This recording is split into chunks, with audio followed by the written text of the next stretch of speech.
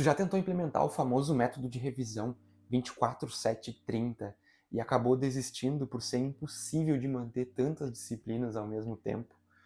Tu não tá sozinho. A realidade é que esse método, embora ele seja muito popular, ele não foi criado para quem precisa estudar várias matérias simultaneamente. E se tu se sente culpado por não conseguir manter e executar esse plano, eu quero compartilhar contigo nesse vídeo um método de revisão alternativo, uma estratégia que é fundamentada em pesquisa científica e que vai te permitir revisar com mais eficiência e ainda assim continuar avançando na matéria. Quando eu comecei a estudar para concurso, eu segui à risca o método 24/7/30 que todo mundo recomendava. Eu criei planilhas super elaboradas, eu contratei plataforma de gerenciamento, eu me comprometi totalmente com aquilo.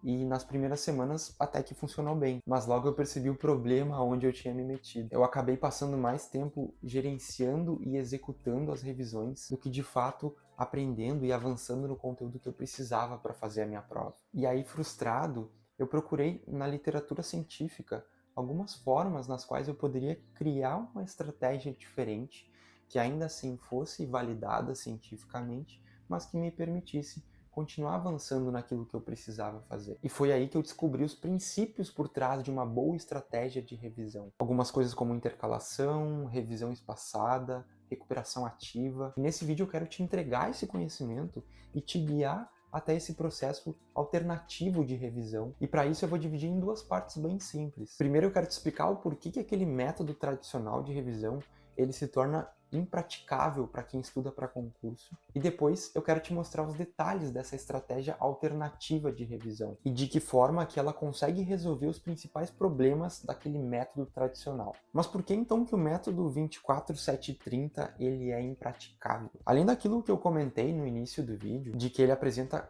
grandes limitações para quem precisa estudar várias matérias ao mesmo tempo, existe um outro grande problema, muito mais problemático, mas que ninguém fala por aí. A construção desse método de revisão, ele toma como base a curva de Ebbinghaus, que a gente conhece popularmente como a curva do esquecimento, onde, com o decorrer do tempo, a nossa memória sobre um conteúdo, ela cai bruscamente, e a gente precisa ficar revisitando essas informações depois de 24 horas, 7 dias, 30 dias, para evitar cair num esquecimento total. Mas o problema que ninguém te conta é que o experimento do Ebbinghaus ele serviu para memorização de sílabas completamente sem sentido algum, e não para conteúdos que são relacionados entre si, ou conteúdos que a gente consegue criar um raciocínio por trás do funcionamento deles. Sem contar que esse método ele ignora completamente as diferenças de dificuldade, de complexidade entre os assuntos. A curva do esquecimento ela não é igual para todo tipo de informação. E muitas vezes, estudar matérias que são relacionadas provavelmente vai reforçar conceitos de outras matérias que a gente já estudou, tornando desnecessário muitas vezes fazer diversas e diversas revisões específicas de cada um dos conteúdos. E nesse ponto tu deve estar se perguntando, mas eu conheço várias pessoas que usaram o método tradicional e conseguiram ser aprovadas. Ou então, por que diversos especialistas ainda continuam recomendando isso? E essas de fato são preocupações muito válidas. E é verdade que algumas pessoas conseguem implementar esse método tradicional e conseguirem ter sucesso, mas normalmente são pessoas que têm mais tempo para se dedicar aos estudos por dia, ou então que estudam poucas disciplinas simultaneamente. Mas a ciência da aprendizagem nos mostra que para os estudantes reais, que têm um tempo mais limitado, que têm várias disciplinas para serem vistas, com grau de complexidades diferentes, abordagens que são mais flexíveis e estratégicas podem produzir resultados melhores ao longo do tempo, gerando menos estresse e menos frustração. Mas o objetivo aqui não é descartar completamente a revisão baseada na curva do esquecimento, até porque ela tem comprovação científica, mas implementar ela de forma inteligente e muito mais sustentável para a nossa rotina. Então, se o método tradicional ele não é viável, qual que seria essa estratégia alternativa de revisão? E ainda assim se baseia em conhecimentos científicos, mas que seja realmente aplicável para os nossos estudos. E então eu te apresento essa estratégia de revisão alternativa, que é uma estratégia viável para quem tem um tempo limitado por dia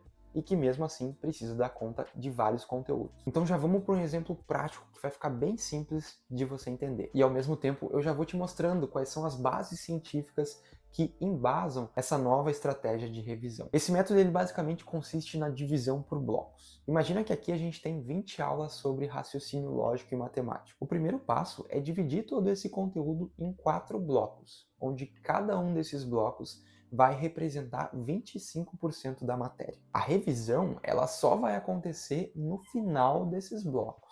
Então a gente estuda esse primeiro bloco, o que vamos imaginar que vai demorar algo em torno de 3 a 4 semanas para acontecer.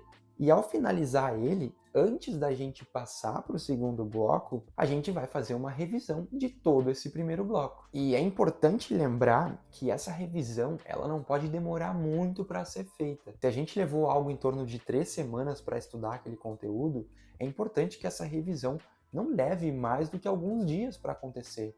Mais do que uma semana no máximo. A revisão ela não deve ser um processo onde a gente vai preencher completamente as lacunas do nosso conhecimento. Ela é um processo gradual de aprendizado. Tá tudo bem se tu revisar uma primeira vez e não se sentir confiante ainda para conseguir passar numa prova.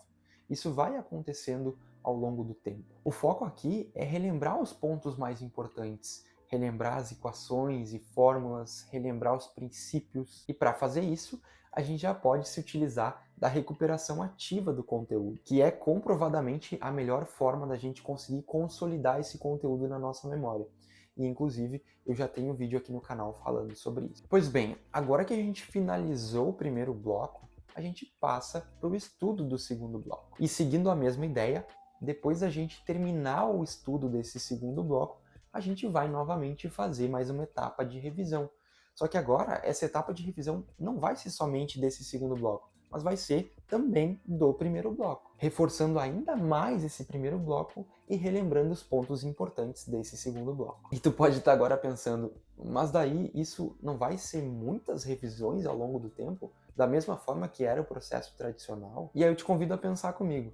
Se a gente estivesse seguindo o método tradicional de fazer revisões a cada 24 horas, 7 dias e 30 dias, dessas primeiras 10 aulas que a gente terminou de assistir, a gente já teria feito 30 revisões. E é natural também levar um pouquinho mais de tempo para conseguir revisar esses 2 blocos conjuntamente. Só toma um certo cuidado para não levar muito tempo fazendo isso. Não mais do que 2 semanas, por exemplo. E agora, além da gente ter chegado nos 50% da nossa matéria, a gente também acabou revisando já esses 50%.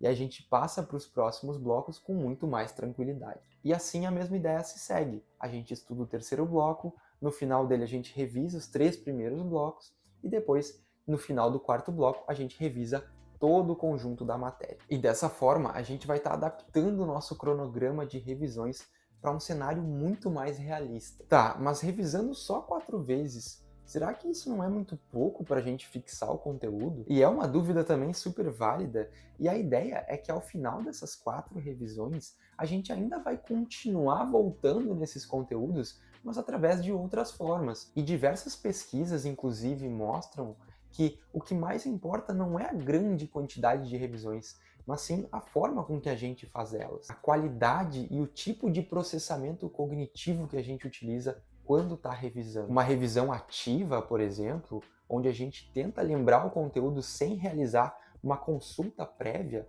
é muito mais válida do que fazer diversas releituras passivas. Estudos também mostram que esse esquecimento do conteúdo, criando essas dificuldades desejáveis, elas na verdade beneficiam ainda mais a nossa memória de longo prazo. Esse esforço adicional para conseguir recuperar essas informações fortalece ainda mais as conexões neurais associadas àquele conhecimento. E o objetivo aqui não é eliminar completamente o esquecimento, até porque isso seria impossível, mas sim criar um sistema que seja viável e que maximize a nossa retenção no longo prazo, dentro das nossas limitações de tempo e limitações cognitivas. E sabendo que grande parte das pessoas precisam otimizar ao máximo o seu tempo de estudos, porque precisam conciliar com o trabalho ou com a família, o nosso foco aqui é resolver justamente aquela grande quantidade de revisões que demandariam um tempo enorme para serem feitas. E esse método vai servir muito bem para potencializar e permitir um avanço contínuo